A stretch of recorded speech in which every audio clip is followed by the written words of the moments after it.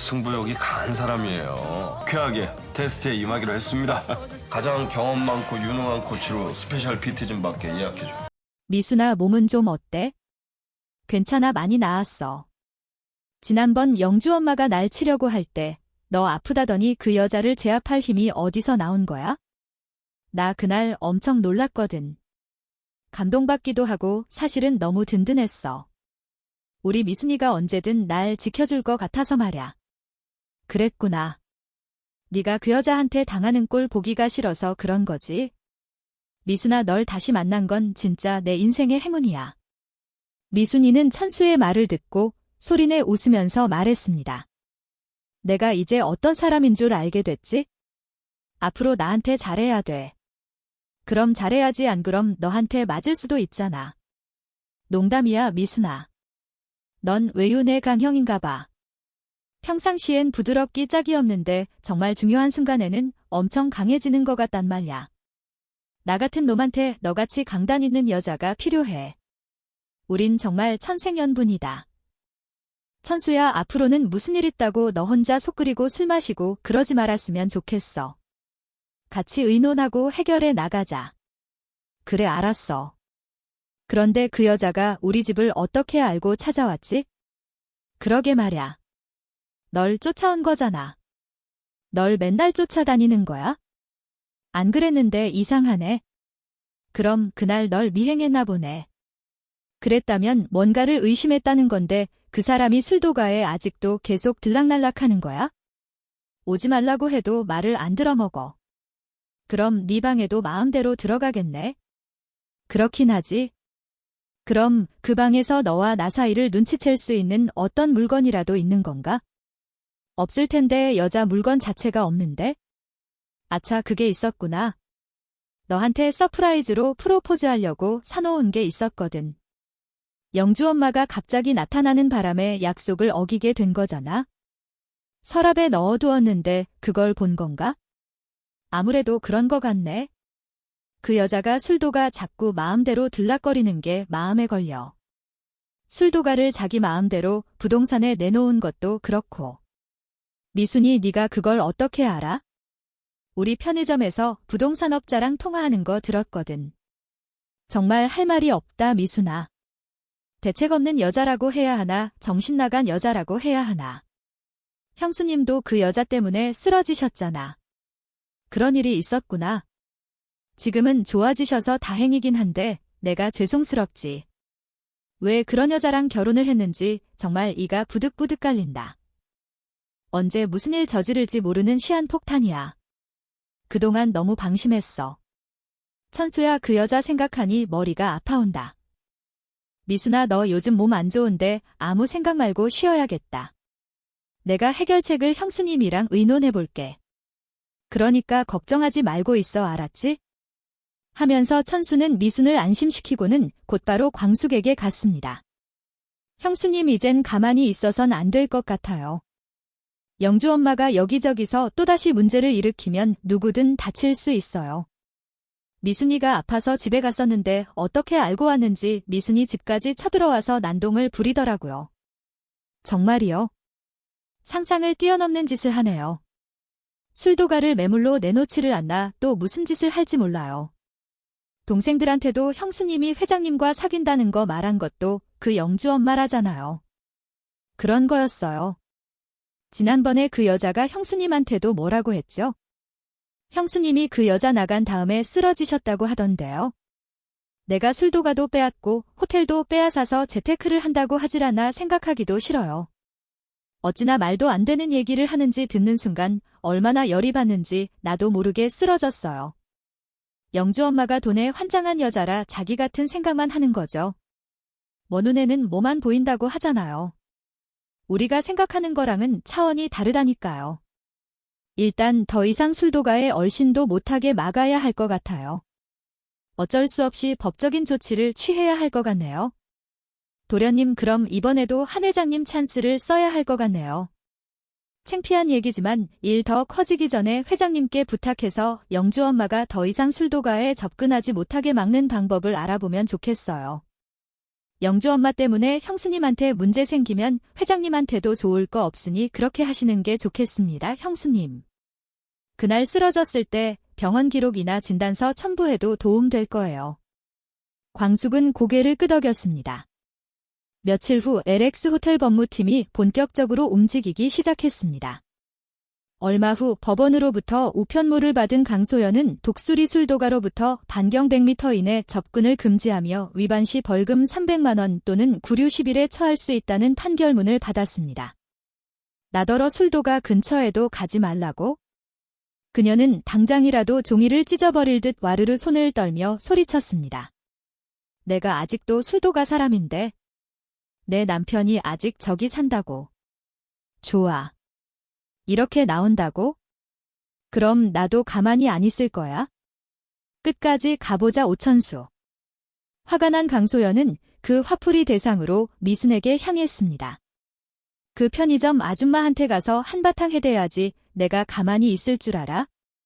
날 우습게 보내. 이러면서 강소연은 미순의 편의점을 향했습니다. 여느 때처럼 편의점에서 진열을 하고 있던 미순은 갑자기 불쾌한 목소리에 놀라 고개를 돌렸습니다. 선글라스 돌려주길래 착한 여자인 줄 알았더니 천수 씨랑 놀아나는 여자였어? 네가 나보다 20년 전부터 먼저 알았다고? 천수 씨 만나려고 여기다 편의점 차린 거네. 나 미국에 있는 동안 둘이 깨가 쏟아졌겠어. 미순을 향해 큰 소리를 질러대는 강소연을 피해 손님들이 슬슬 나가기 시작했습니다. 여기 이 여자가 남의 가정 깨뜨리고 뻔뻔하게 장사를 합니다. 와, 얼굴에 철판 깔았네 아주. 미수는 말없이 그녀를 응시하다가 조용히 계산대 안쪽으로 들어가 경찰에 전화를 걸었습니다. 여기 삼거리에 있는 편의점인데요. 한 여성분이 고성을 지르고 저하고 손님들에게 폭언을 하고 있어요. 빨리 좀 와주세요. 소연은 미순의 신고 전화를 보고 더욱 격앙됐습니다. 경찰 불러보라고. 기자한테도 보낼 거야. 그러더니 편의점 문을 열고 들어오려던 손님을 보고 시끄럽게 외쳤습니다. 여기 사장이 불륜녀예요. 이런 데서 물건 사지 마세요. 가정 깨뜨린 여자가 파는 물건이 깨끗하겠어요? 당황한 손님은 얼른 발걸음을 돌렸고 인근의 상인들도 무슨 일인가 하고 하나둘 고개를 내밀었습니다. 미수는 마침내 천수에게 전화를 걸었습니다. 천수야, 빨리 좀 와봐. 지금 영주 엄마가 편의점에 와 있어. 말을 마치기도 전에 천수는 알았어 하면서 편의점을 향해 숨가쁘게 뛰었습니다. 미순이 핸드폰을 끊고 난 후에 곧 경찰차가 도착했습니다. 경찰이 차에서 내리자 강소연은 팔짱을 낀 채 당당하게 서 있었습니다. 경찰이 다가와 단호한 태도로 말했습니다. 사유지 내에서 타인에게 공공연히 명예훼손성 발언을 하고 영업을 방해하며 위협적으로 행동하셨다는 신고가 들어왔습니다. 지금 업무방해죄 및 모욕죄 혐의로 조사가 필요합니다. 소연은 눈을 부릅뜨며 난 불륜녀한테 당한 피해자라고요. 라며 경찰을 향해 소리를 질렀습니다. 결국 강소연은 경찰차에 태워져 연행됐습니다. 숨을 몰아쉬며 천수가 편의점 안으로 들어왔습니다. 미순아, 괜찮니? 다친 데 없어? 네가 나 때문에 이런 일까지 당하고 내가 널 볼 면목이 없다. 천수야, 내가 지금 심장이 너무 두근거려서 진정이 안 돼. 그래, 나랑 병원부터 가자. 그 정도는 아니야. 오늘 세리 씨 빨리 나오라고 하고 너 들어가서 쉬어야겠다. 우리도 지금 저 여자를 어떻게 처리해야 하나 지금 법적인 대책을 간구하고 있어. 조금만 기다려줘. 미순아, 정말 미안해. 경찰서에서 조사를 받고 나온 강소연은 자신도 변호사를 찾아다니기 시작했습니다. 강소연은 한 변호사 사무실에서 울분을 토하며 말했습니다. 변호사님, 이거 너무 억울하지 않아요? 남편은 불륜 저지르고 상간녀는 편의점 사장이랍시고 남편이랑 어울려 다녀요. 아직 이혼도 안 됐는데요? 내가 왜 저 여자의 접근금지 명령까지 받아야 되죠? 변호사는 잠시 눈을 감고 깊은 숨을 내쉬었습니다. 고객님 정황만으로는 분리할 수 있습니다. 이미 상대방 측에서 법무팀을 선임했고 법원이 접근 금지를 허가했다는 건 나름의 사유가 있다는 뜻입니다. 그럼 난 가만히 당하고만 있어야 해요? 그렇다면 위자료 청구 소송은 가능하기는 합니다. 상대 여성이 혼인 파탄의 주된 원인으로 보인다는 점을 강조한다면요. 바로 그거예요. 그 여자를 상대로 위자료 청구를 하는 거예요. 저는 물러날 생각이 전혀 없어요. 그 여자가 감히 끝까지 가보죠. 변호사는 강소연이 문을 닫고 나간 뒤 깊은 한숨을 내쉬었습니다. 이 사건 감정이 너무 앞서 있어서 법정에서 불리하게 작용할 텐데 원한다면 해줘야지 뭐. 그는 곧바로 사건 정리에 들어갔고 그 여자의 실명과 주소 그리고 사진까지 받아 사건 기록에 첨부했습니다. 며칠 뒤 미순에게 등기 우편이 도착했습니다. 피고 문미순 귀하 위자료 청구의 소장을 송달합니다. 서류를 받아든 미수는 어안이 벙벙했습니다. 소식을 듣고 천수가 달려왔습니다. 미수나 진정해. 우리 변호사도 있고 이 상황 충분히 뒤집을 수 있어.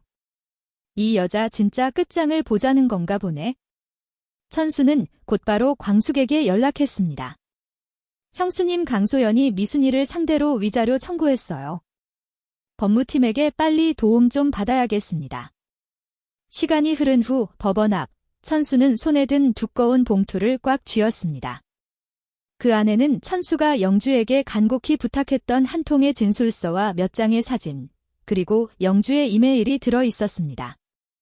아빠, 사실 엄마가 몇 달째 같이 지낸 그 레스토랑 사장이랑 함께 살았어. 여기 사는 교포들도 다들 알고 있어. 엄마가 남편은 한국에 있고 이혼 준비 중이라고 했으니까. 천수는 그 이메일을 읽고 처음엔 믿지 못했습니다. 하지만 영주는 이어서 사진과 거주지 주소, 함께 찍힌 SNS 게시물 캡처까지 보냈습니다. 거기엔 한 남자의 팔짱을 끼고 환하게 웃고 있는 강소연의 모습이 있었습니다. 이런 일을 저지르고도 뻔뻔하게 나를 불륜으로 몰다니 이 여자는 정신병원을 가야 할 것 같아. 천수는 엘렉스 호텔 법무팀의 변호사를 다시 만났습니다. 미국에서 있었던 일이라도 혼인 중 부정행위에 해당합니다. 정황 증거는 충분해 보입니다. 따님의 진술도 포함해서 증거로 제출하겠습니다. 변호사의 말에 천수는 고개를 끄덕였습니다. 전 위자료 받을 생각 없습니다. 나올 돈도 없을 거고요.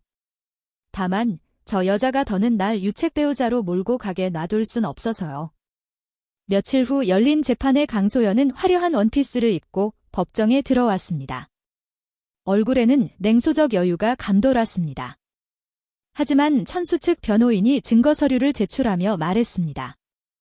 의뢰인은 강소연 씨가 혼인관계가 유지된 시점에 미국에서 타인과 사실상 동거하며 부정행위를 저질렀다고 주장합니다. 이에 대한 딸의 진술서와 미국 거주지 주변인의 증언서, 사진을 증거로 제출합니다. 강소연의 얼굴이 굳어졌습니다. 언제 영주한테 이런 증거를 받은 거야? 말도 안 돼. 전 이혼할 줄 알고 한 거라고요. 그러나 판사의 단호한 말이 이어졌습니다. 이혼 절차 시작하시기 오래전에 있었던 일이라는 게 증거가 다 나와 있네요. 천수의 변호사는 천천히 말을 이었습니다. 혼인관계 유지 중 피고는 미국 내에서 제3자와 사실상 동거했고 그 과정이 SNS 사진과 딸의 진술을 통해 입증됩니다. 또한 위자료 명목으로 지급받은 금액은 부동산 사기로 모두 탕진되었습니다. 판사의 눈빛이 강소연 쪽으로 향했고 강소연은 아무 말도 하지 못한 채 시선을 피했습니다. 본 재판부는 더 이상 원고와 피고 간의 혼인관계를 유지하는 것이 정신적 사회적으로 불가능하다고 판단합니다. 계속되는 재판은 오천수 측에 유리하게 돌아갔고 결국 강소연은 이혼의 사유를 제공했다는 이유로 이혼이 확정되었습니다. 그날 저녁, 천수는 오랫동안 기다려왔던 일을 해야겠다고 결심했습니다. 미순에게 주지 못했던 반지를 다시 꺼내 분위기 있는 레스토랑에서 미순에게 프로포즈를 했습니다. 한편 강소연은 술도가를 매도하여 자신의 몫이라고 생각한 매매금을 챙기는데도 실패하고 이혼 판결까지 받게 되면서 어쩔 수 없이 미국으로 돌아갔습니다. 이제 매달릴 때는 한 군데 밖에 없다고 생각한 강소연은 그곳으로 향했습니다. LA 외곽 낡은 트레일러 하우스 단지였습니다. 강소연은 두려움을 애써 감추며 그곳을 향해 걸었습니다. 영어 이름으로 케빈이라는 이름을 쓰는 부동산 투자 사기꾼 레스토랑 사장의 집 앞 골목에서 서성거리고 있었습니다. 그녀는 며칠간 사설 추적 앱을 통해 케빈의 위치를 쫓고 있었고 드디어 이곳에 있다는 것을 확인한 것입니다. 문은 잠겨 있었지만 안에서는 희미한 음악 소리가 들렸습니다. 강소연은 초인종을 누르지 않고 큰 목소리로 외쳤습니다.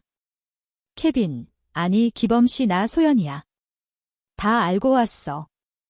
돈 얘기 아니야. 얼굴 한 번만 보여줘. 그때 문이 조용히 열렸습니다. 하지만 케빈이 아니라 문 앞에 선 2명의 건장한 남자들이 그녀를 노려보고 있었습니다. 한 명은 문신이 가득한 팔을 드러낸 채 말했습니다. 케빈은 없어. 그리고 너 다시는 여기 오는 거 아니다. 강소연은 물러나지 않았습니다. 그 돈 한국에서 받은 위자료, 내 전부였다고. 돌려받을 거야. 못 돌려받으면 나도 여기서 끝장이야. 그러자 남자 하나가 조용히 전화기를 들어 케빈에게 영상통화를 걸었습니다. 영상 속에서 케빈은 술을 마시며 냉소적으로 말했습니다. 소연아 부탁이야. 그냥 돌아가. 너 여기서 계속 귀찮게 하면 나도 널 못 지켜. 그동안의 정을 생각해서 하는 마지막 경고야. 강소연이 울부짖으며 핸드폰을 뺏으려 했을 때 남자 하나가 갑자기 그녀의 팔을 움켜잡고 차 뒤편으로 끌고 갔습니다. 며칠 후 영주가 울면서 천수에게 전화를 했습니다. 아빠 엄마가 연락이 안 된 지가 며칠째야. 무슨 일이 생긴 것 같아. 그 후 LA 남부 뒷골목에서 여권과 핸드백만 남겨진 한국인 여성의 실종 사건이 지역신문에 조용히 실렸습니다. 피해자는 최근까지 한인 부동산 사기 피해와 관련된 인물로 확인됐다. 그 이후로 강소연의 행방은 아무도 알지 못했습니다. 강소연의 실종 소식은 며칠 전 미국 영사관을 통해 공식적으로 전해졌습니다. 지갑과 여권만 남긴 채 그녀는 어느 날 갑자기 흔적도 없이 사라졌습니다. 영주에게 그 소식을 들은 천수는 마음이 착잡했습니다. 사람이 이렇게 허무하게 사라질 수도 있는 거군. 천수는 말없이 소주 한 잔을 따라 마시며 미순에게 말했습니다. 솔직히 좋은 감정은 아니었지만 막상 이런 일이 생기고 보니 여러 감정이 떠오른다. 한참을 생각에 잠겨있던 천수는 조심스레 입을 열었습니다. 미순아 미안한데 나 영주 때문에 일단 미국에 좀 다녀와야겠어. 영주랑 얘기 좀 해보고 어떻게 할지 결정해야 될 것 같아. 그렇게 천수는 딸 영주를 만나기 위해 미국으로 떠났습니다. 미수는 천수를 조용히 배웅하며 자신의 앞날에 정말 좋은 일이 있기나 할지, 천수와는 과연 행복해질 수 있을지 씁쓸한 마음으로 그의 뒷모습을 바라보았습니다. 며칠 뒤 천수가 돌아왔습니다. 공항에서부터 곧장 미순을 찾아온 그는 그녀 앞에 서서 미소 지으며 말했습니다. 미순아, 이제 우리 그동안 있었던 안 좋은 일은 다 잊고 새로운 마음으로 새롭게 시작하자. 이번엔 정말 흔들림 없이 우리 앞만 보자 미순아 알았지? 미순은 천수를 한참 바라보다가 조용히 고개를 끄덕였습니다. 그래 이제는 우리 둘만 바라보자. 나도 이젠 행복이란 걸 기대해도 될까? 넌 행복할 자격이 있어 충분히. 그렇게 두 사람은 오랜 돌아섬 끝에 비로소 같은 방향을 바라보며 다시 한 걸음을 내디뎠습니다. 그들의 눈빛엔 더 이상 불안도 후회도 없었습니다. 오직 서로를 향한 따뜻한 믿음만이 남아 있었습니다. 재미있게 보셨나요? 그동안 고생만 했던 미순이가 천수와 알콩달콩 살았으면 좋겠다는 마음으로 스토리를 전개해보았습니다. 그나저나 한 회장님은 스페셜 PT 받고 체력 테스트를 잘 통과할까요? 다음 이야기가 궁금하신 분들은 구독과 좋아요, 알림 설정해주시면 감사하겠습니다. 지금까지 개인적인 상상으로 구성해본 스토리이며 본 방송과는 다를 수 있음을 알려드립니다.